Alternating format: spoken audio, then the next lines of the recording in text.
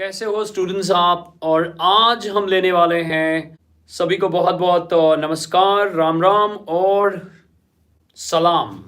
और टेंशन है नॉर्मल की ये जो क्लास हो और इसमें हम पूरा कवर करने की कोशिश करेंगे। आइए शुरू करते हैं। हम आज का टॉपिक टेंजेंट्स एंड नॉर्मल। सबसे पहले आपको करने होंगे डायरेक्ट क्वेश्चंस। प्लीज समझना, डायरेक्ट क्वेश्चंस करने होंगे। दूसरा, नहीं यहां बफर नहीं कर रहा बेटा, एक मिनट देखते हैं।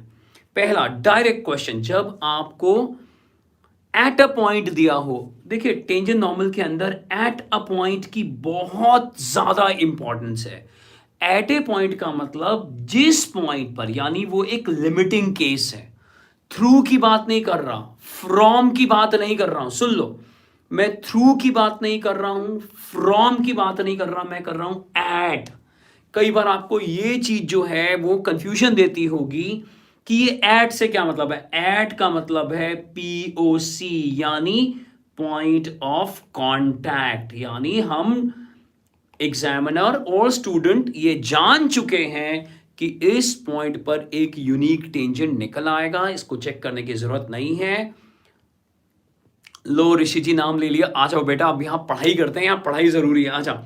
तो ये डायरेक्ट क्वेश्चंस जो हैं वो इस तरह के क्वेश्चंस होते हैं जहां पर सीधा सीधा आपको पॉइंट ऑफ कांटेक्ट दिया होता है, आपको कर्व दिया होता है, आप कर्व को डिफरेंशिएट करते हो और फिर उसके बाद टेंजेंट और नॉर्मल निकाल लेते हो। जैसे कि मैं अगर आपको एक पहला क्वेश्चन कराता हूं, तो पहला क्वेश्चन किस कैटेगरी में जाएगा? डायरेक्ट क्वेश्चंस की कैटेगरी में। आइए हम एक पहला क्वेश्चन यहां करते हैं। तैयार हो सब लोग? पहला question, find the equation of the tangent and the normal for y equals to sin x at x equals to pi by 4। ये लो बेटा जी, ये है क्वेश्चन। मैं बताऊंगा, मैं उन क्वेश्चंस पे आऊंगा, वर्मा जी मैं आऊंगा बेटा। पहले ये देख लो जरा जल्दी से, 1 घंटे में कवर करना है। और क्योंकि इस समय हो सकता है मैं चैट ना पढ़ूं, क्योंकि मुझे लगता है जो आप लोगों के लिए ज़रूरी है वो 1 घंटे का सामान मेरे पास है। उसके बाद हो सकता है कुछ मिनट हम बात करें, नहीं तो फिर अगले सेशंस पर हम आगे चलेंगे। ध्यान से देखो, ये जो x दिया हुआ है बच्चे जी, x is equal to pi by 4 जो दिया हुआ है वो x1 बन जाएगा। फिक्स बन गया, ये फिक्स हो गया, अब ये वेरिएबल नहीं है। अब इस x1 को अगर मैं यहां कर्व में पुट करूंगा तो ये y1 बन जाएगा, यानी साइन पाई बाय 4। और साइन 45 की वैल्यू कितनी होती है? 1/√2। तो जो हमारा पॉइंट ऑफ कांटेक्ट है, यानी पीओसी, जिसको हम x1, y1 सिंबॉलिक रखते हैं, वो आ जाएगा, एक कोऑर्डिनेट की शेप ले लेगा, पाई बाय 4, 1/√2। क्या ये बात समझ में आई? अब हमारे को चाहिए स्लोप। अब स्लोप क्या करेंगे? हम dy बाय dx निकाल लेंगे और sin x का डेरिवेटिव आ जाएगा cos x। पेपर बड़े आराम से बिना चिंता के देना, बहुत मजा आएगा आपको। अब ये जो स्लोप है ये एक्चुअली में कर्व का स्लोप है। अब मैं अगर इसको टेंजेंट का स्लोप बनाना चाह रहा हूं तो मुझे इसको गिवन पॉइंट पर फिक्स करना पड़ेगा, और मैं इसको m नाम दे रहा हूं। ध्यान से देखिए, क्योंकि यहां सिर्फ x है तो मैं x को पुट करूंगा पाई बाय 4, और by chance cos pi by 4 जो है वो भी साइन पाई बाय 4 के इक्वल है, यानी स्लोप भी कितना आ गया? 1/√2 आ गया। अब मेरे पास स्लोप आ गया, एक फिक्स स्लोप आ गया, मेरे पास पॉइंट ऑफ कांटेक्ट है, तो मैं इक्वेशन ऑफ द टेंजेंट क्या लिखने वाला हूं? इक्वेशन ऑफ टेंजेंट बन जाएगी y minus y1 is equal to mx minus x1, यानी y minus 1/√2 is equal to 1/√2 x minus pi by 4। अब आपकी मर्जी है, आप एलसीएम लो या एज इट इज इसे सिंप्लीफाई करना चाह रहे हो। अगर मैं यहां पर एलसीएम लेता हूं तो मेरे पास आ जाएगा √2y माइनस 1/√2, और दूसरी तरफ आ जाएगा 4x माइनस पाई अपॉन 4, यानी ये और ये टर्म भी कैंसिल हो जाएगी। और फिर मेरे पास अगर मैं वापस से क्रॉस मल्टीप्लाई करूंगा तो मेरे पास आ जाएगा 4√y minus 4 equals 4x minus pi, यानी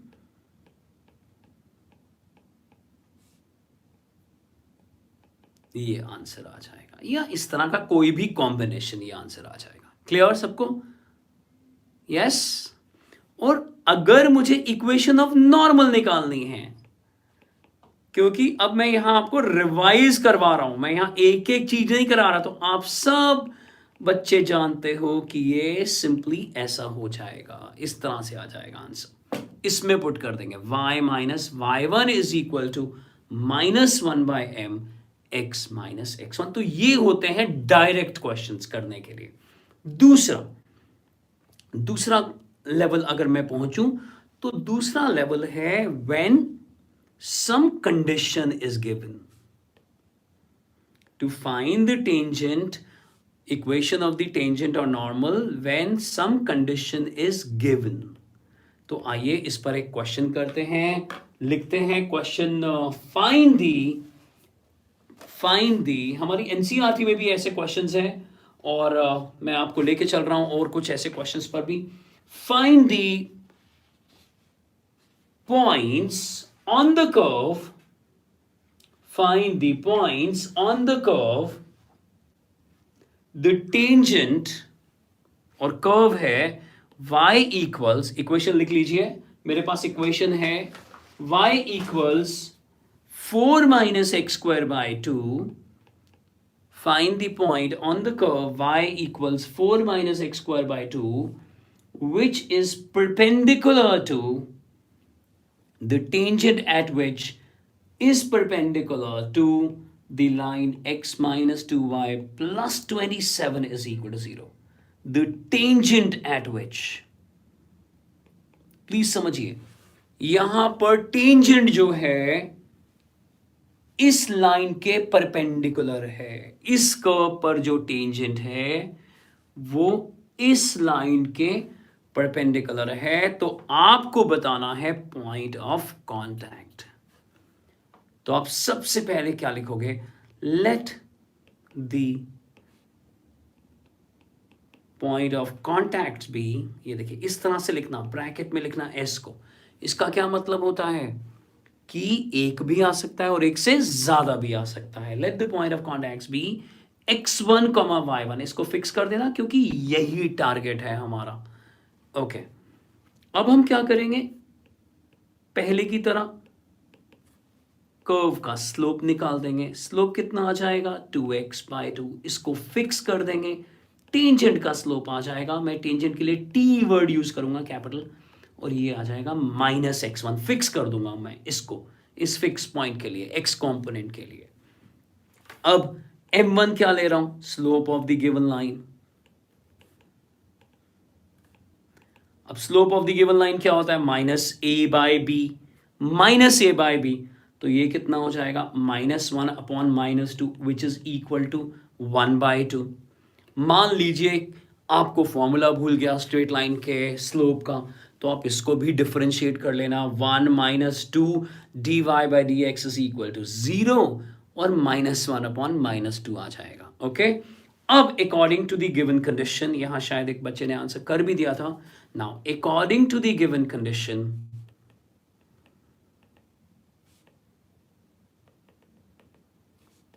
m into m1, m into m1 is equal to -1, यानी -x1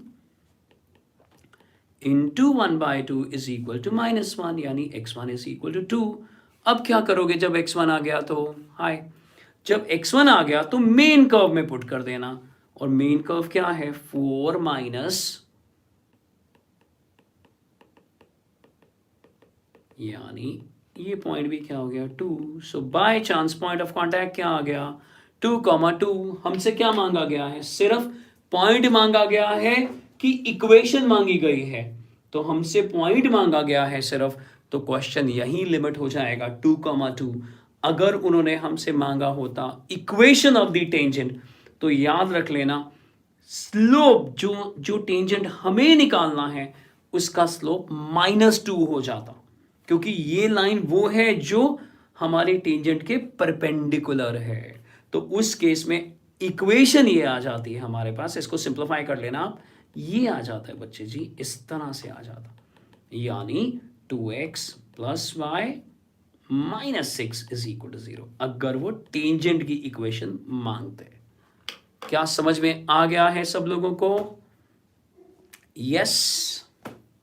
आगे बढ़े। ये सेकंड टाइप पे पहुंच गए हैं हम। चैप्टर को रिवाइज कर रहे हैं, लगभग 1 घंटे के अंदर 15 मिनट बीत चुके हैं, और हम दूसरा टाइप यानी when some condition is given, ऐसा करके हमने क्वेश्चन करा है एक। मैं आपको ले चलता हूँ। एक क्वेश्चन है हमारी एग्जाम्पलर में दिया हुआ है। आई डोंट नो, अगर मिल जाता तो ठीक है, नहीं तो मैं इसको लेके चलूँगा आपके पास। एग्जाम्पलर का क्वेश्चन है ये। शायद नहीं, जी नहीं। आइए मैं आपको क्वेश्चन करवाता हूँ, वो लिखिए। एग्जाम्पलर का क्वेश्चन है, एग्जाम्पलर का क्वेश्चन है, आइए करते हैं। Find the equations, find the equations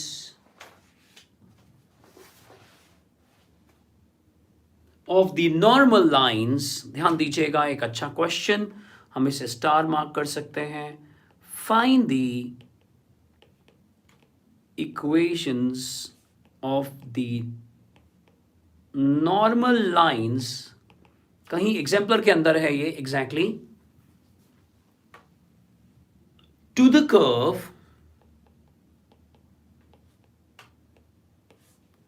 curve की इक्वेशन दी हुई है। ये देखिए, ये टाइप 2 के अंदर ही मैं करा रहा हूं, और ये जो कर्व है ये एक इम्प्लिसिट कर्व है। कर्व देख लीजिए, 3x² minus y² is equal to 8।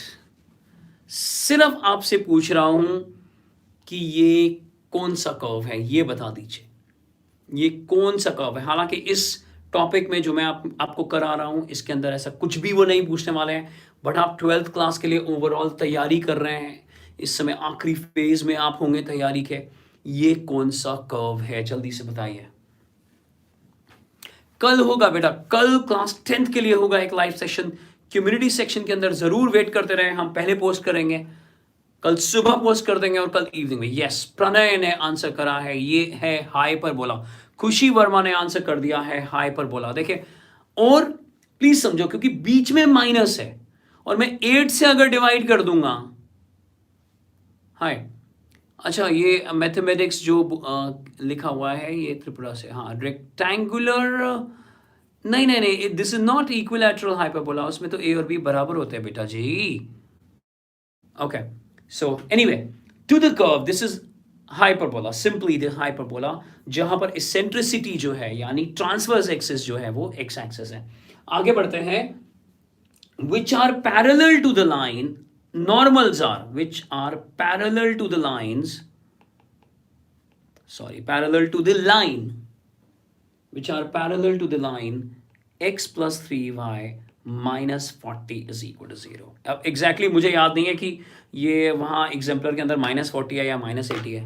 या बेटा, जो टॉपिक चल रहा है उस पर ध्यान दे, अभी तो चल रहा है टेंजेंट एंड नॉर्मल, अभी इंक्रीजिंग डिक्रीजिंग तो नहीं चल रहा ना, तो उसके लिए वेट करो।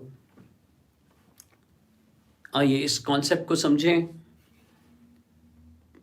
फाइंड द नॉर्मल लाइंस, तो नॉर्मल लाइंस निकालने से पहले हमें क्या करना पड़ेगा, फिर से क्या निकालना पड़ेगा, पॉइंट ऑफ कॉन्टैक्ट निकालने पड़ेंगे।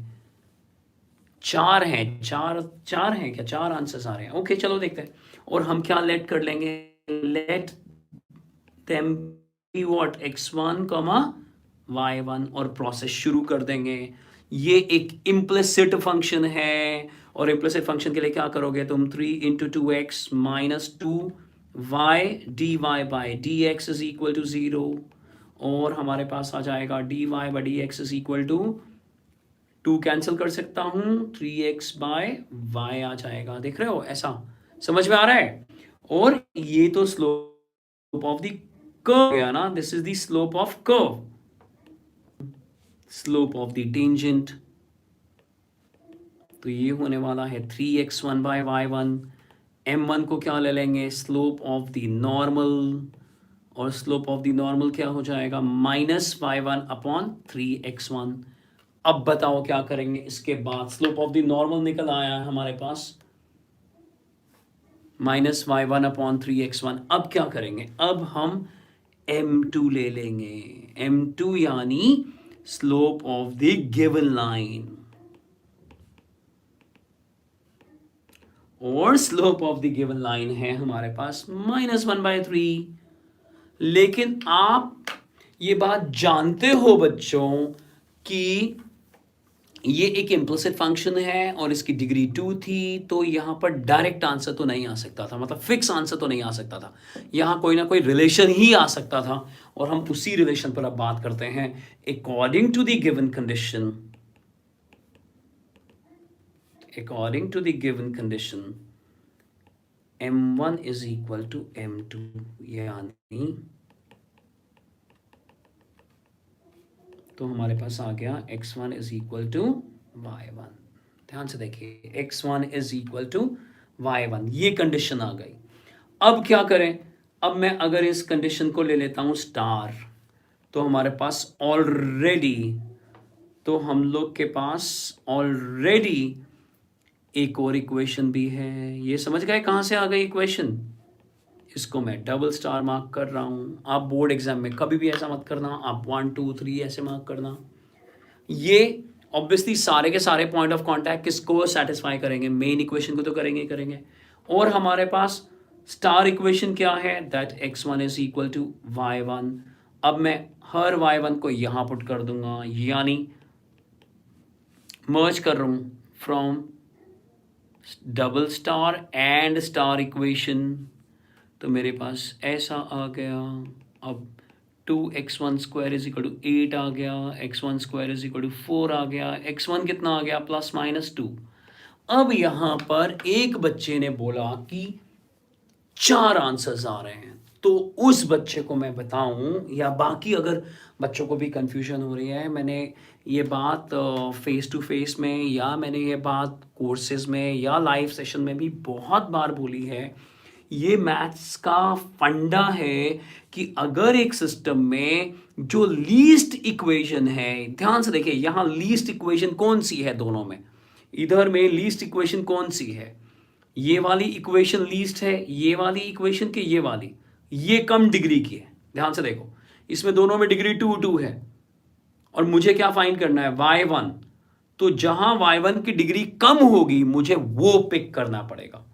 ठीक है, ये ज्ञान समझ में आया आपको? तो अब मैं क्या करने वाला हूं, y1 जो है मेरे पास x1 है, और मैं एक साथ आंसर निकाल लिया, यानी मेरे पास 2 पॉइंट ऑफ कांटेक्ट आ गए बच्चों, -2, एंड 2, 2। और स्लोप क्या है? और दोनों के लिए slope, you remember the slope, ये रहा -1/3 डायरेक्टली, क्योंकि नॉर्मल की इक्वेशंस निकालनी है और नॉर्मल का स्लोप इस लाइन के इक्वल है। तो हम क्या करने वाले हैं, -1/3 हो गया, यस आ गया बाबू। अब जल्दी से क्या निकालने वाले हैं इक्वेशन? पहले कौन सा पॉइंट लेंगे? एट। प्रेजेंटेशन भी देख लो, आप पेपर देने जा रहे हो भाई, मतलब अपनी तरफ से सारी तैयारी करके बैठे हो, और यहाँ एक अपॉर्चुनिटी हमें मिल गई है कि आप तसल्ली से हर चीज़ समझ रहे हो, तो उस पर काम भी करो। फिर ये देखो, ये आंसर आ गया बेटा जी, पहली इक्वेशन ये। जब भी बोर्ड एग्जाम में कोई आंसर करो उसको अंडरलाइन करो या बॉक्स में रखो इस तरह से, और बिल्कुल भी घबराओ मत, आसानी से हो जाएगा। एट 2, 2। अब देखो इक्वेशन क्या आ जाएगी, स्लोप तो सेम रहने वाला है, और क्लास 11th का एक ज्ञान आपके पास है, और वो ये कि इतना पार्ट तो सेम रहेगा ना, क्योंकि लाइंस तो पैरेलल हैं। और हमारे पास आ गया अब -8 इज इक्वल टू 0। ये दो इक्वेशंस आ गई हैं, x plus 3y plus 8 is equal to 0, और x plus 3y minus 8 is equal to 0। और मैंने ये क्वेश्चन, आप मानेंगे नहीं, मैंने इस क्वेश्चन को हाल ही में JEE के अंदर भी कुछ साल पहले देखा है, और वहाँ उन्होंने ऐसा कंबाइन करके लिखा हुआ है, तो ऑब्वियस है आप भी उसे कंबाइन करके लिख सकते हैं। तो इस तरह के क्वेश्चन आ सकते हैं फास्ट क्वेश्चंस की तरह भी, और इस तरह का क्वेश्चन 2 मार्कर या 4 मार्कर हो सकता है बोर्ड एग्जाम में भी। तो मैं ये टाइप 2 आपको करा रहा था। अब आते हैं हम आगे टाइप 3 पर जिस समझ से हमने चीज़ों को डिवाइड करा हुआ है, मैं फिर से आपको बता दूं, जो टाइप 1 है वो हमने रखा हुआ है डायरेक्ट क्वेश्चंस, जो टाइप 2 है वो हमने रखा हुआ है व्हेन कंडीशंस आर गिवन, और टाइप 3 देख लीजिए when external points are given, एक पॉइंट या एक से ज्यादा पॉइंट, ध्यान से देखिए, व्हेन एक्सटर्नल पॉइंट इज और आर गिवन टू अस, तो फिर इस क्वेश्चन को, इस तरह के लॉजिक को कैसे करेंगे, आइए हम लेते हैं एनसीईआरटी, उठाते हैं एनसीईआरटी, और मेरे पास शायद वो क्वेश्चन भी है, मैं देखता हूं, मेरे पास शायद वो क्वेश्चन है, यस मुझे मिल गया।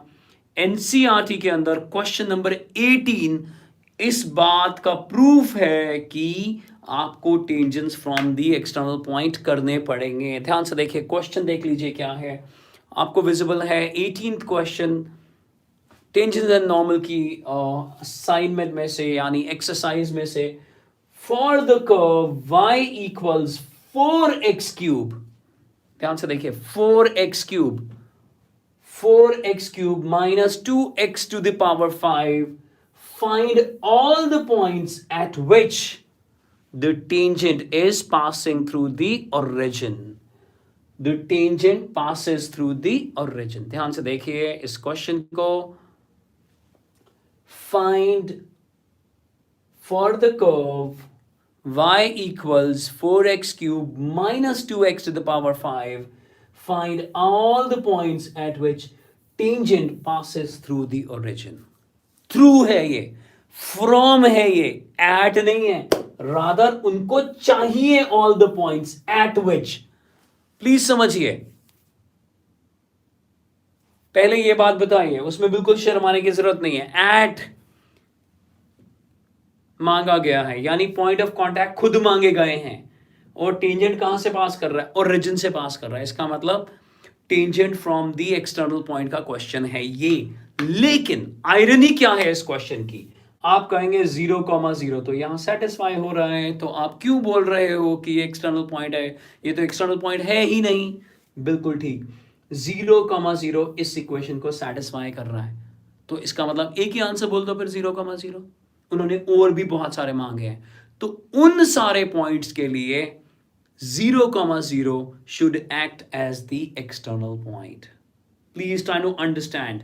अगर मैं यहां पर आपको एक डायग्राम देता हूं, मेरी बात को समझने की कोशिश करिएगा, कि मान लीजिए एक कर्व है फॉर एग्जाम्पल, और यहां से टेंजेंट जा रहा है, और ये ओरिजिन है 0,0, तो ये भी तो पॉइंट ऑफ कांटेक्ट, यानी ये भी तो पॉइंट ऑफ कांटेक्ट माना जा सकता है। आप समझ रहे हैं मेरी बात? अगर आपको ये कॉन्सेप्ट क्लियर हुआ है तो प्लीज थम्स अप करें, ताकि मुझे पता लगे और मैं आगे बढ़ूं। ये देखिए, मीनिंग समझ में आ रहा है क्या? Tangent parallel to the x axis नहीं मांगा है, डन। हाँ, और obviously origin is the point of intersection, but इस पॉइंट ऑफ इंटरसेक्शन के लिए हम थोड़ी देर के लिए, प्लीज समझ बेटा, थोड़ी देर के लिए ये मान लेंगे बेटा जी, ये देख, ये समझ, बाय चांस मैं यहां करा पा रहा हूं, ये चीज समझा पा रहा हूं आपको। ये देखिए, इसको एक तरह से, ये देखिए एक्सटर्नल पॉइंट मान लिया, okay. So this will come under the concept of tangent from the external point. आइए अब इस क्वेश्चन को करते हैं, कैसे करना होगा इस क्वेश्चन को देखते हैं। सबसे पहले आपको मालूम है कि आप लोग क्या लेने वाले हो, आप लेने वाले हो let the points of contact be x1, y1, और जल्दी से आप कर्व को डिफरेंशिएट करने वाले हो, और आप मुझे कर्व का डेरिवेटिव बताने वाले हो। कर्व का डेरिवेटिव आने वाला है 12x² minus 10x to the power 4, और आप इसे फिक्स करने वाले हो ताकि स्लोप ऑफ द टेंजेंट आ जाए बेटा जी। और अब देखना, अगर अभी भी किसी को कंफ्यूजन है, अभी इस कॉन्सेप्ट को मैं अभी क्लियर कर देता हूं। अब ध्यान से देखो, इक्वेशन क्या आ जाएगी, इक्वेशन ऑफ द टेंजेंट क्या आ जाएगी बेटा जी, y माइनस y1 और ये देखो। अब आप ये नहीं कह सकते कि भाई कर्व का पॉइंट है तो चलो x1 y1 में डाल देंगे, नहीं, हम इस इक्वेशन की लोकस में 0,0 को सेटिस्फाई कराएंगे, क्योंकि हम ये मान रहे हैं कि अब ये टेंजेंट जो है 0,0 इसकी प्रॉपर्टी बन गया, इसका मेंबर बन गया, लेकिन ये पॉइंट ऑफ कांटेक्ट नहीं है यहां पर, या कुछ भी पॉसिबिलिटी हो सकती थी वहां पर नहीं है, तो हम यहां इसके लोकस में 0,0 को सेटिस्फाई कराने वाले हैं, यानी यहां पर 0 पुट करेंगे और यहां पर 0 पुट करेंगे। Okay, now please write according to the given condition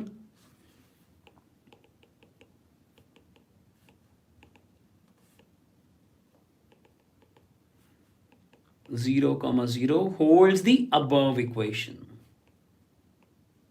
equation number जरूर डाल देना, मैं अभी नहीं डाल रहा हूं। तो हमारे पास आ जाने वाला है -y1, तो हम लोग के पास आ जाने वाला है -y1 is equal to 10x to the power 2 minus, sorry ये 12 है, 12x to the power 2 minus 10x to the power 4 और माइनस x1। तो आप क्या करने वाले हो, y1 की वैल्यू क्या लिखने वाले हो, 12x1 cube minus 10x1 to the power 5। Also, what the main curve says that it is 4x cube 4x1 cube minus 2x1 to the power 5। अब इन दोनों को इक्वेट कर दो, और जैसे ही दोनों को इक्वेट करोगे, याद रखना रूट लॉस नहीं करना। क्यों नहीं करना रूट लॉस? इस बार रूट लॉस क्यों नहीं करना है? आ जाओ बताओ जल्दी से, रूट लॉस क्यों नहीं होना चाहिए इस बार? हेलो जी, hello, you very regular, you come to every class, thanks a lot, keep spreading about this channel। या रूट लॉस होगा कि नहीं होगा ये बताओ, रूट लॉस करना चाहिए, कैंसिल करना चाहिए? yes, because they are asking for all the possibilities, so हम कैंसिल नहीं करेंगे। और जब मैं दोनों को इक्वेट कर रहा हूं, आप ध्यान से देखिए, आपके पास आ रहा है, ये देखो, बहुत ज़रूरी है कि मैं 8x1 क्यूब कॉमन निकालूं और ये रख दूं, ये कैंसिल हो गया, x1 की वैल्यू 0 और x1 square is equal to 1, यानी x is equal two plus minus 1 आ गया। यस, अब मैं कौन सी इक्वेशन लूं यहां पर? ये वाली इक्वेशन को पिक करूं कि ये वाली इक्वेशन को पिक करूं? आप कहोगे आप किसी को भी कर सकते हो, क्योंकि दोनों में y की डिग्री कितनी है, 1, तो मैं किसी भी इक्वेशन को मैं पुट कर सकता हूं। तो जैसे ही मैं x1 को पुट करूंगा पहली इक्वेशन के अंदर, यानी फर्स्ट इक्वेशन के अंदर पुट करता हूं, तो मेरे पास y1 की वैल्यू भी 0 आ रही है, यानी एक पॉइंट खुद 0,0 है। और अब मैं अगर 1 पुट करूं तो 12 माइनस 10, हमारे पास दूसरा पॉइंट आ रहा है 2, तो 1,2, और अगर अब मैं -1 पुट करूं तो ये हो जाएगा -12 प्लस 10 विच इज -2, यानी -1, -2। तो आ गया ये तीनों आंसर्स, इनको अंडरलाइन कर देना। और आप देख रहे हो कभी 0,0 को ध्यान से देखो तो आपको क्या दिखाई देगा, एक फनी सा चेहरा जो आपको स्माइल करके कह रहा है हेलो हाउ आर यू।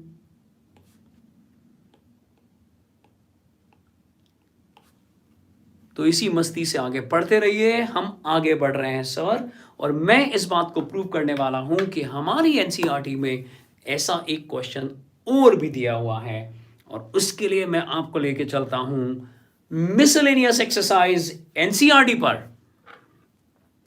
आइए मिसलेनियस एक्सरसाइज एनसीईआरटी पर चलने की कोशिश करते हैं। और क्या मिल गया? यस, मुझे मिल गया क्वेश्चन, ये देखिए, ये है मिसलेनियस एक्सरसाइज। ओपन कर लीजिए, पेज नंबर 244 ओपन कर लीजिए भैया, बहुत बढ़िया। कितना % आपको एडवांटेज मिल जाता है इन क्लासेस से? क्योंकि ऑब्वियसली आप ऑनेस्टली बोलना, ऑनेस्टली बोलना चाहिए हर जगह, यहां ऑनेस्टली बोलना कि कितना परसेंट एडवांटेज आपको मिल जाता है इन क्लासेस से।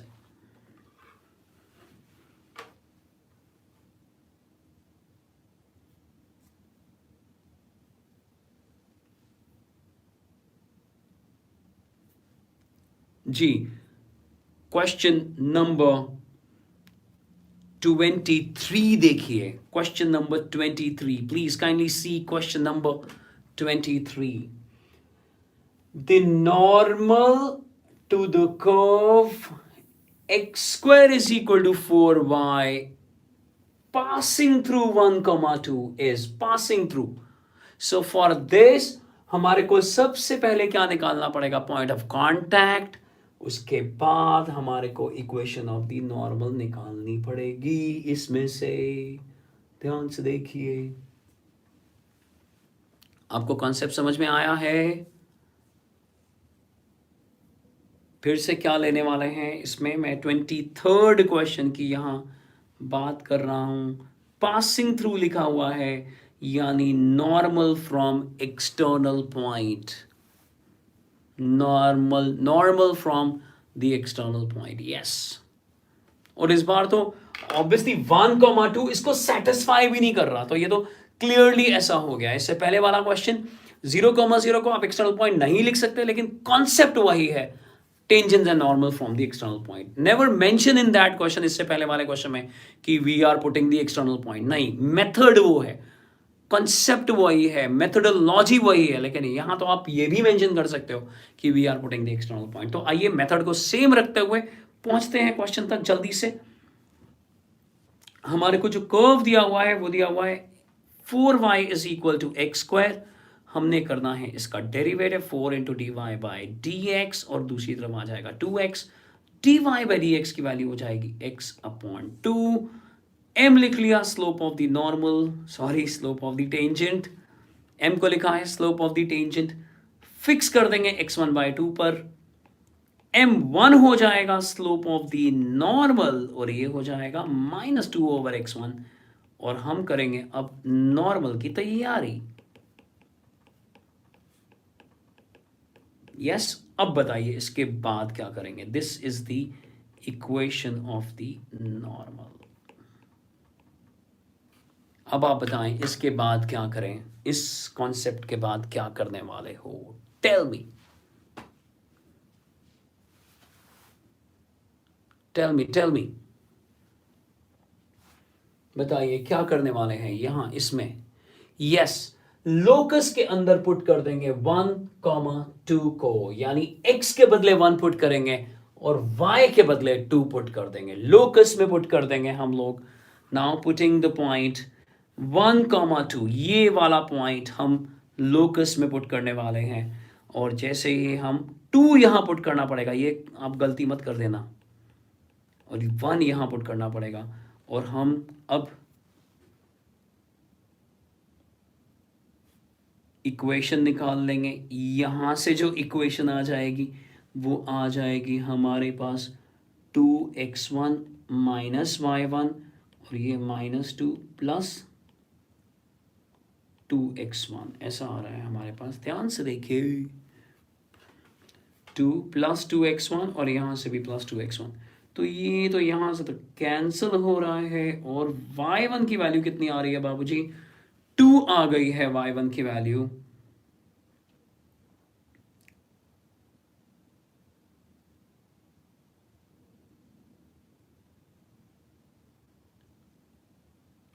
टू बाई x1 हो रहा है, ये आ जाएगा। एक बार फिर से हम लेते हैं इसको। ओके ओके ओके ओके, क्योंकि इम्प्लिसिट आंसर आना चाहिए, एग्जैक्ट आंसर नहीं आना चाहिए। ये देखिए बच्चे, ये हो जाएगा 2 माइनस y1, और हमारे पास आ जाएगा -2 ओवर x1 प्लस 2, तो ये और ये कैंसिल, यानी y1 की वैल्यू आ गई 2 बाई x1। और अब इसको अगर मैं इक्वेशन नंबर 1 ले लूं, अब हम क्या करने वाले हैं बच्चों जी, हम मेन कर्व यानी इसमें भी पुट करेंगे y1 इज इक्वल टू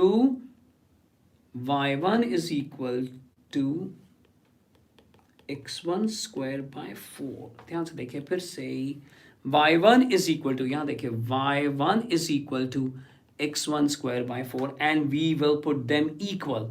अब इक्वेशन नंबर 1 और 2 को इक्वल पुट कर देंगे, यानी कि 2/x1। ध्यान से देखिए इसको, 2/x1 हमारे पास क्या आ जाने वाला है, x1 cube is equal to 8, यानी x1 की वैल्यू क्या आ जाने वाली है 2, और x1 अगर 2 आ गया है तो what is y1, x1 square by 4, क्योंकि दोनों की दोनों इक्वेशन, चाहे इक्वेशन नंबर 1 हो चाहे इक्वेशन नंबर 2 हो, दोनों की दोनों इक्वेशन में y1 लीस्ट डिग्री पर है, यानी डिग्री 1 पर है। तो हमारे पास आ गया 4/4, यानी एक पॉइंट ऑफ कांटेक्ट 2,1। स्लोप अगर मैं देखूं नॉर्मल का, जिसको हमने m1 रखा था, अगर आपको याद हो तो स्लोप निकल कर आने वाला है -2/x1, यानी कि -2/2 विच इज -1, और इक्वेशन ऑफ नॉर्मल हो जाएगी y -1 is equal to -1 x -2, यानी कि x plus y -3 is equal to 0। तो क्या ये कोई ऑप्शन है, x plus y -3 is equal to 0? ये देखिए फर्स्ट ऑप्शन नंबर ए है आंसर। आ गया समझ? I know this is a little silly question from my side. क्या कोई ऐसा बच्चा है जो इस क्वेश्चन को करता रहा बिना ये जाने कि ये एक्सटर्नल पॉइंट है? मतलब क्वेश्चन हो रहा था बिना कॉन्सेप्ट के। सॉरी, कोई है ऐसा? जरूरी है इसको समझना कॉन्सेप्ट के लिए। थैंक यू, मैं समझ गया। आइए आगे बढ़ते हैं और हम करने वाले हैं एंगल बिटवीन। कोई नहीं, दोबारा से इसको चेक कर लियो बेटा जी, आंसर आ जाएगा। ओके, दोबारा जब हम इसे पब्लिश करेंगे ना बेटा जी, तब। हाँ, कोई नहीं, बढ़िया। अब हम करते हैं एंगल बिटवीन, यानी आगे बढ़ते हैं, और मैं आपको अब एक्सटर्नल पॉइंट से और आगे ले जाते हुए एंगल बिटवीन दी कर्व्स पर ले जाने वाला हूं नेक्स्ट। यानी पहला है डायरेक्ट, दूसरा है conditions are given, external point, और फोर्थ है एंगल बिटवीन दी कर्व्स।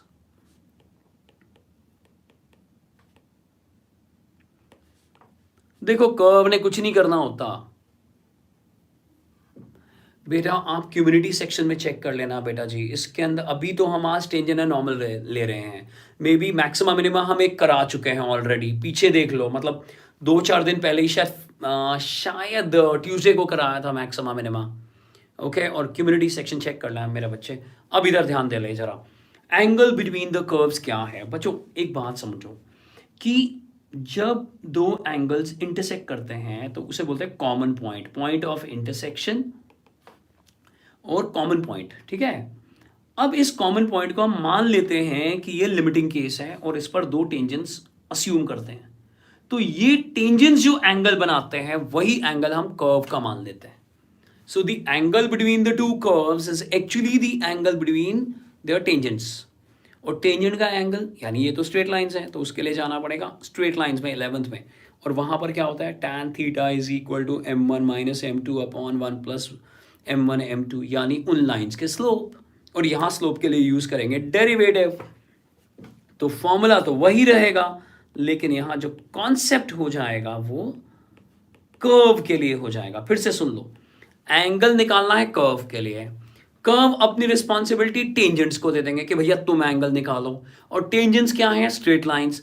तो टेंजेंट चली जाएंगी क्लास 11th पे और वो कहेंगे स्लोप्स भाई एंगल निकालो, और वो होगा tan theta is equal to m1 mod. अगर एक्यूट एंगल निकालना है तो मॉड हटा दो, m1 - m2, यानी tan theta is equal to mod of m1 - m2 upon 1 plus m1 m2।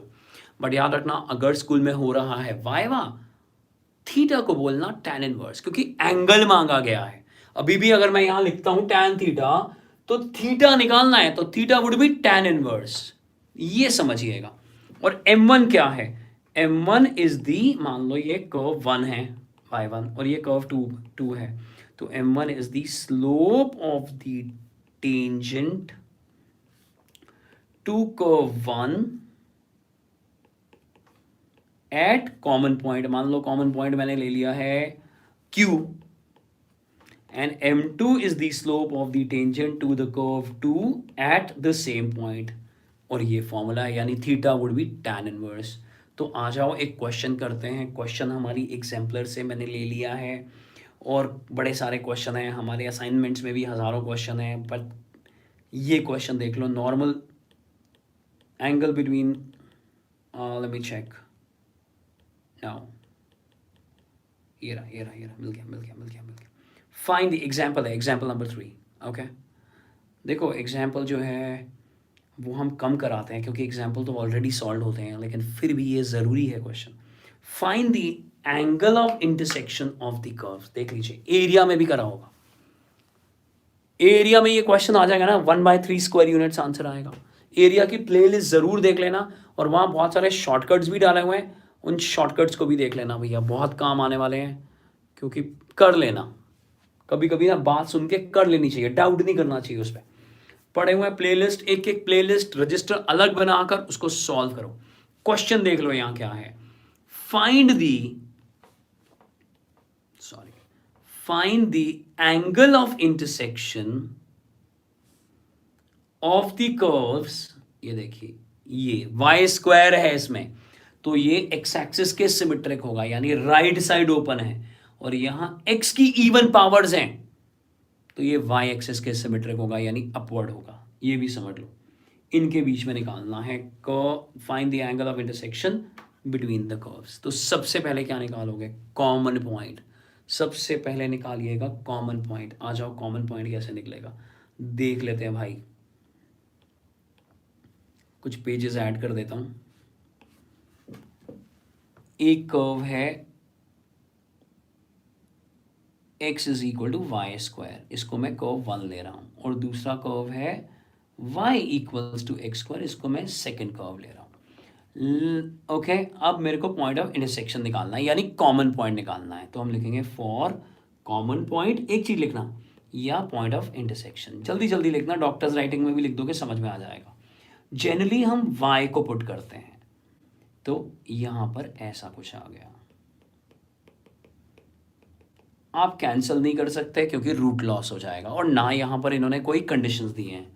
तो आप क्या करोगे? x minus x to the power 4 is equal to 0, x common ले लोगे, 1 minus x cube is equal to 0, either x is equal to 0 और x cube is equal to 1, यानी x की value कितनी हो गई? 1। क्यूब रूट होगा। Real maths है ये, कैलकुलस जो है वो रियल मैथ्स है, तो आप रियल आंसर्स निकालो। और अब कहाँ पर डिग्री कम है? फिर से सुन लो, यहाँ डिग्री कम है कि यहाँ डिग्री कम है? ऑब्वियसली कर्व 2 में डिग्री कम है, तो हम वहाँ से निकालेंगे y की वैल्यू। x में अगर 0 पुट करूँगा तो y की वैल्यू भी 0 हो जाएगी, अगर x में 1 पुट करूँगा तो y की वैल्यू भी 1 हो जाएगी। यानी हमारे पास 2 पॉइंट्स आ गए, 0,0 एंड 1,1। अब अगर इसके डायग्राम को मैं देखूँ,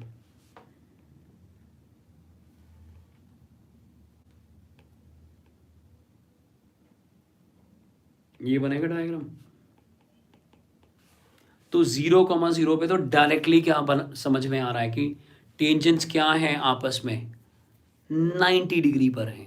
ध्यान से देखो बच्चे, प्लीज समझना, 90 डिग्री 0,0 पर टेंजेंट 90 डिग्री पर है। अगर आप इसको कर्व के स्लोप के थ्रू करोगे ना, यानी डेरिवेटिव के थ्रू, तो भैया एक आंसर इन्फिनिटी आएगा पक्का, क्योंकि आप m1 m2 is equal to -1 coordinate axis के लिए नहीं प्रूव कर सकते, क्योंकि 0 इंटू इन्फिनिटी फॉर्म बन जाएगी वो। तो डायरेक्टली लिखोगे at 0,0 the curves cut at 90 degree right angle. और क्या नाम होता है इसका? दूसरा नाम क्या होता है? Orthogonal. The curves are orthogonal. Yes, the curves are orthogonal बच्चे। They straight away you need to write। अच्छा, कई बार पता है क्या है क्वेश्चन? क्या है कि find the angle between the curves other than the origin, ताकि उन्होंने फिर 0,0 का कॉन्सेप्ट ही खत्म कर दिया। वो कहते हैं भाई 0,0 को इग्नोर मार दो, बच्चों को समझ में नहीं आएगा। लेकिन अगर 0,0 दिया भी होगा तो तुम कहोगे that tangents are cutting at 90 degree. Okay, अब आ जाते हैं 1,1 पर। इसके लिए क्या करना होगा? 1,1 के लिए दोनों कर्व्स आपको डिफरेंशिएट करने होंगे। पहला कर्व क्या है? x is equal to y square. इसको डिफरेंशिएट करो, ये हो जाएगा 1 is equal to 2y dy by d x. So d y by d x की वैल्यू क्या हो जाएगी? 1/2y। अब मैं इसको m1 नाम दे देता हूँ। हाय ऋषि, अब मैं इसे m1 नाम दे देता हूँ। तो m1 क्या हो जाएगा? 1/2y1। और जब मैं इसे फिक्स करूंगा y1 पर तो ये हो जाएगा 1/2। ऐसे ही सेकंड कर्व को देख लेते हैं। अब सेकंड कर्व क्या है? सेकंड कर्व है y is equal to x square. इसमें भी डेरिवेटिव लगा देते हैं, d y by d x. दूसरी साइड क्या आ जाएगा? 2x। m2 क्या आ जाएगा भाई? x1 की वैल्यू क्या है? 1 2 आ जाएगा। तो m1 कितना आ गया हमारे पास? 1/2। और m2 कितना आ गया हमारे पास? 2। तो angle between the curves, formula लिख देना, थीटा इक्वल्स tan इनवर्स। अच्छा सुनो एक बात, अगर दोनों आंसर नहीं निकालने हो ना, मान लो तुम्हें सिर्फ पॉजिटिव आंसर निकालना, तो बिल्कुल एकदम जिसे क्या कहते हैं कि ऑनेस्ट बन जाना भाई। एग्जामिनर कहना कि यार फाइंडिंग दी एक्यूट एंगल। घबराना मत, गिल्ट मत रखना कि मैंने दोनों आंसर्स नहीं निकाले हैं। ऑनेस्ट बन जाना, सुपर ऑनेस्ट, कि भाई मैंने एक्यूट एंगल निकाला है तो मैं पॉजिटिव ही तो निकालूंगा। यस, तो यहां पर क्या आ जाएगा? Theta is equal to tan inverse of, याद है, और ये हो जाएगा tan इनवर्स ऑफ, एलसीएम लो, 4 3 प्लस माइनस 3/4 आ जाना चाहिए भाई।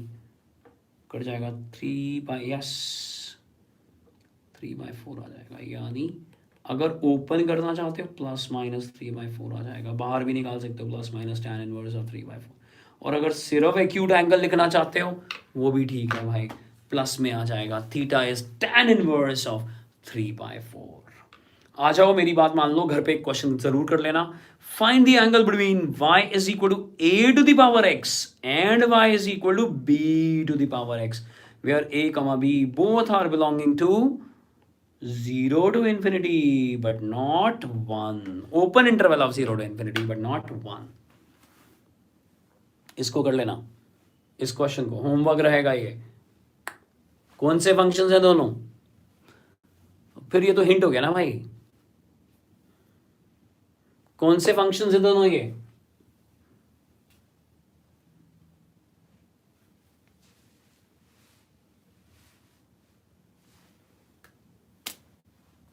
Come on, exponential. दीपांकर, कहां से हो बाबू आप? Bye bro. दोनों एक्सपोनेंशियल, असम से, बहुत बढ़िया। और एक और हिंट चाहिए कि खुद घर पे कर लोगे? बोलो बोलो, अब भी मिलने वाला हिंट, जनरल हिंट दूंगा और आपको बड़ी खुशियां मिलने वाली हैं।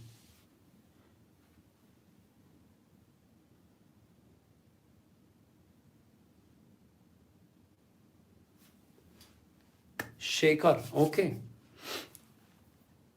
हिंट चाहिए? जल्दी बताओ फिर आगे बढ़ता हूं भाई, टाइम होने वाला है, 1 घंटे की क्लास है सिर्फ।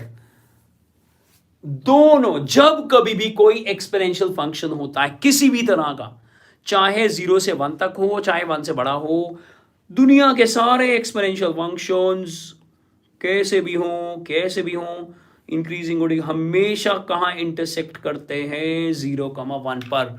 तो इसका कॉमन पॉइंट होगा 0,1। बिना देखते ही समझ में आ रहा है, आप सीधा लिख सकते हो एग्जामिनर को, since both are exponential functions so they need to intersect at 0,1। Obviously a is not equal to b, तभी तो एग्जामिनर ने बोला हुआ है that a, b are both belonging to. Yes, समझ में आई बात? ओके, चलिए आगे बढ़ते हैं अगले क्वेश्चन की तरफ। और ये क्वेश्चन मुझे लेना है, जरूरी क्वेश्चन है। एक क्वेश्चन होता है असाइनमेंट में दिया हुआ है 8k² is equal to 1 and k² is equal to 512। भैया ज़रूर कर लेना, बहुत बार बोर्ड एग्ज़ाम में आ चुका है, फिर मत कहना कि बताया था हुआ नहीं। ये क्वेश्चन कर लो, ये देख लो, हमारी मिसलिनियस एक्सरसाइज का 5th क्वेश्चन है, जल्दी से देख लो ये। मैं फिर इंक्रीजिंग डिक्रीजिंग पढ़ोगे मुझसे, पूरा कोर्स पढ़ोगे मुझसे? बढ़िया। तो शेड्यूल आप कम्युनिटी सेक्शन में चेक करते रहना बेटा जी, बड़ी क्लासेस हो जाने वाली हैं, छोटी छोटी बड़ी बड़ी, मज़ा आने वाला है खूब। ओके, बहुत बढ़िया। ये देखो, show that the normal at any point theta. ले भाई, 11th क्लास के बारे में पूछ रहे हो, अभी अभी थोड़ी देर पहले 7 से 8 हमने पढ़ाया है, वो 3D की एक क्लास ले चुका हूं बेटा, बड़ी इंपॉर्टेंट क्लास हुई है 3D की। अलग से मैसेज करके भी एक बच्चे ने बोला कि जो डाउट्स एग्जाम्पलर के थे सारे के सारे डाउट्स क्लियर हो गए। तू एक बार खुद देख, हमारी बातों पे विश्वास मत कर, खुद देख इन दिनों, चेक कर कहाँ कहाँ लाइव सेशन हुआ है, प्लीज उसमें 3D मार्क करा हुआ है, बड़ा अच्छा सा एक थंबनेल बनाया हुआ है, या वेरी इजी, अच्छा है। लेकिन दूसरों को भी मोटिवेट करना है, ध्यान रखना पेपर में सारी चीजें मॉडरेट होंगी, आसान होंगी, कम आसान होंगी, मार्क्स पूरे चाहिए भैया। सिर्फ ये ना हो वेरी इजी है तो तोड़ के भी आना भाई पेपर को। लिखिए, show that the normal at any point theta, कोई भी पॉइंट general, to the curve x equals a, with a common भी ले सकते हो सर, x को कॉमन भी ले सकते हो। एक मिनट, मैं इसका थोड़ा छोटा करता हूँ और ऐसा लिखने की कोशिश करता हूँ कि x equals a with in the bracket cos theta plus theta sine theta, and y क्या है, y is a sine theta minus theta cos theta. Okay, so question है, show that the normal at any point theta to the curve, ये दिया हुआ है, and y component दिया हुआ है, is at a constant distance from the origin, is at a constant distance from the origin। Last के 5 question miscellaneous exercise के बहुत बेहद जरूरी हैं भैया। कोई अगर डाउट किसी को है, व्हाट्सएप नंबर दिया हुआ है 9871014788, 9871041788, और उसमें से पूछ लेना, हम आपको सॉल्यूशन भेज देंगे। ओके, आ जाओ वापस क्वेश्चन पे। अब देखो बाबूजी क्या करना है हमारे को, सबसे पहले हमने जो x दिया हुआ है, इस क्योंकि एट एनी पॉइंट थीटा मांगा है, इसीलिए x1 ले लेंगे। मैं फिर से बोल देता हूं, क्योंकि हमसे कहा गया है एट एनी पॉइंट थीटा, तो हम x को ही x1 मान लेंगे और y को y1 मान लेंगे, ठीक है। और अब चाहिए स्लोप, तो स्लोप के लिए क्या करोगे, ये पैरामीट्रिक फॉर्म है, तो हम क्या करेंगे, d y by d theta निकालेंगे। क्या निकलेगा भाई, ए कांस्टेंट है, कांस्टेंटों को कभी भी ना तकलीफ मत दिया करो, बाहर रख दिया करो बस। और साइन थीटा का डेरिवेटिव हो जाएगा कॉस थीटा, माइनस का ध्यान रखना, ये हो जाएगा minus theta sine theta plus cos theta. अब बड़े सारे क्वेश्चन करने हैं, सीधा ही कैंसिल कर दिया, ब्रैकेट ओपन मत करना, तो ये हो जाएगा ए थीटा साइन थीटा। अब यहाँ से आ जाओ, d x by d theta निकाल लो, क्या हो जाएगा जी, कॉस थीटा का derivative minus sine theta, theta sine theta cut गया, ये आ गया बेटा जी, यस। और अब what is d y by d x, क्योंकि स्लोप को भी तो जनरल लेना होगा, तो ये हो जाएगा ए थीटा साइन थीटा अपॉन ए थीटा कॉस थीटा, यानी ये आ गया है टेन थीटा। ओके, और अब नॉर्मल की इक्वेशन निकालनी है, तो स्लोप ऑफ द नॉर्मल क्या हो जाएगा भाई, फिर पेजेस ऐड करने पड़ेंगे। सो स्लोप ऑफ द नॉर्मल क्या हो जाएगा, m1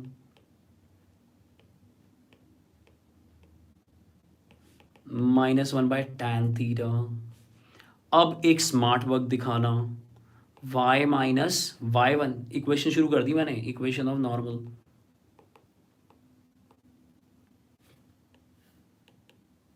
y माइनस ए sine theta minus theta cos theta equals, अब tan को ना क्या करना, कॉस और साइन में ब्रेक कर देना भाई, तो ये कॉस ऊपर आ जाएगा, इफेक्ट देगा। क्यों ऐसा क्यों कर रहा है? क्योंकि बाकी सारी जनता भी तो साइन कॉस में है ना भाई, बाकी सारी जो इक्वेशन है वो भी साइन कॉस में है। So it's better to convert tan और cot to basic trigo functions यानी साइन और कॉस। तो ऐसा आ गया हमारे पास, और हमने लिखा x minus A cos theta plus theta sine theta, cos theta plus theta sine theta, और इसमें ऐसा लिख दिया। ओके, अब जल्दी से क्रॉस मल्टीप्लाई करो, ब्रैकेट ओपन करो, तो हमारे पास आ रहा है, और हम क्रॉस मल्टीप्लाई कर रहे हैं,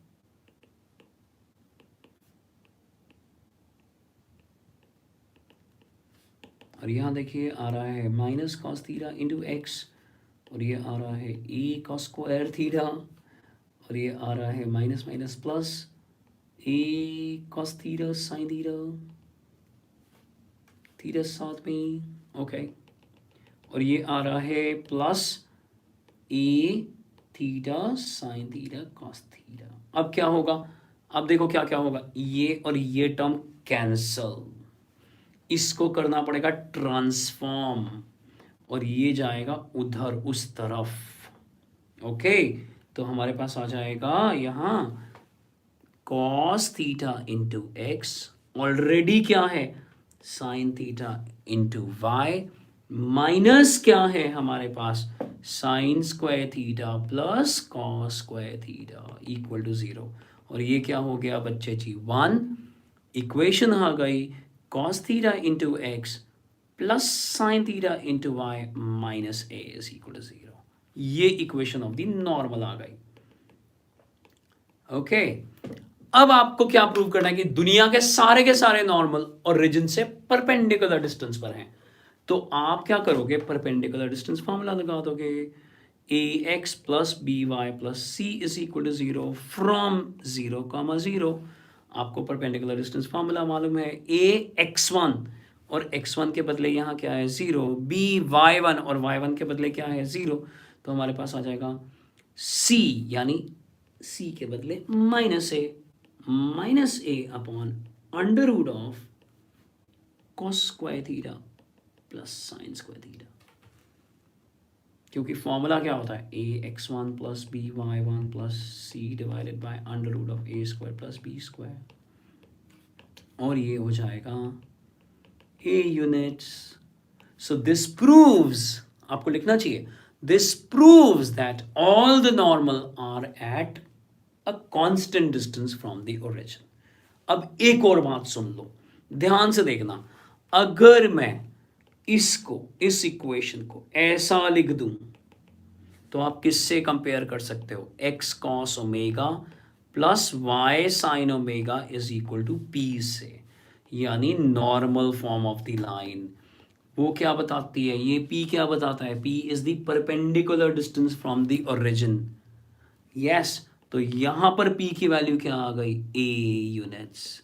तो आप इस मेथड से, यानी ये सेकंड मेथड है, एक मेथड से करके आइएगा, या तो इस कॉन्सेप्ट से करके आइएगा, और अगर ये कॉन्सेप्ट नहीं आता तो घबराने की जरूरत नहीं है, बेसिक फॉर्मूला लगाइए परपेंडिकुलर डिस्टेंस का, जो कि इन दिनों 3D में भी लगा रहे होगे आप। ओके, और आपको मालूम है 3D में भी ये फॉर्म है x cos omega plus y sin omega, उसको कहते हैं नॉर्मल फॉर्म, वो होती है lx plus my plus nz is equal to p।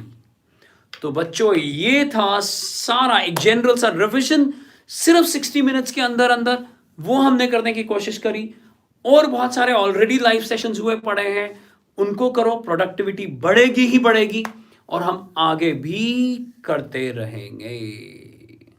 Yes, सारी टाइप्स जो मैं बता रहा हूं वो CBSE के लिए वैलिड कॉन्सेप्ट्स हैं, वही बता रहा हूं।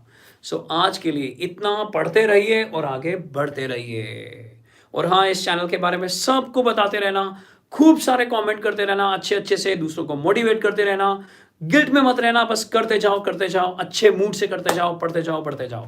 Bye, take care and good night, take care.